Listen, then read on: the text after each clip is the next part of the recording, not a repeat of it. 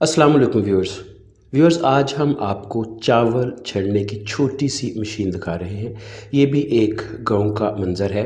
तो व्यूअर्स कभी ऐसा होता था कि जो ट्यूबवेल इंजन होता है उसके साथ ये चावल की मशीन चलती थी।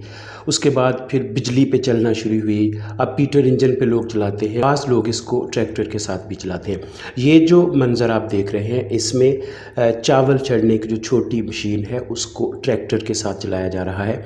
इसमें ये होता है कि ट्रैक्टर का जो पिछला हिस्सा है उसमें एक पुली लगी होती है और उस पुली को मशीन की पुली के साथ एक रॉड के ज़रिए मिलाया जाता है। जब ट्रैक्टर की पुली घूमती है तो ये रॉड जो है ये मशीन की पुली को घुमाता है और इस तरह से जो मुंजी है उससे फोक यानी कि फक अलग हो जाती है और चावल तैयार होना शुरू हो जाते हैं। तो व्यूअर्स इसमें एक ऊपर कैनोपी टाइप एक बड़ी कढ़ाई लगी होती है, उसमें मुंजी डालते हैं और वो सारी प्रोसेस होकर फोक उसका अलग करके चावल जो है वो दूसरी साइड से एक छोटे से प्रणाली जैसी एक डिवाइस होती है उससे बाहर आ जाते हैं साफ़ सुथरे चावल।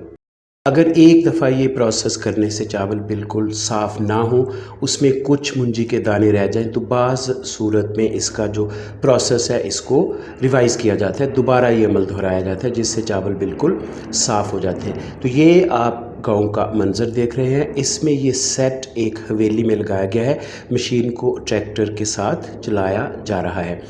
तो व्यूअर्स ये भी एक छोटा सा एक स्मॉल बिज़नेस है जो गाँव की एक हवेली में शुरू किया गया है। तो व्यूअर्स अगर आपको ये वीडियो अच्छी लगी हो, ये देसी कलर्स सिलसिले की एक नई वीडियो है। अगर आपको ये वीडियो अच्छी लगी हो तो हमारा चैनल ज़रूर सब्सक्राइब कीजिएगा। अपना ख्याल रखिएगा। खुदा हाफिज़।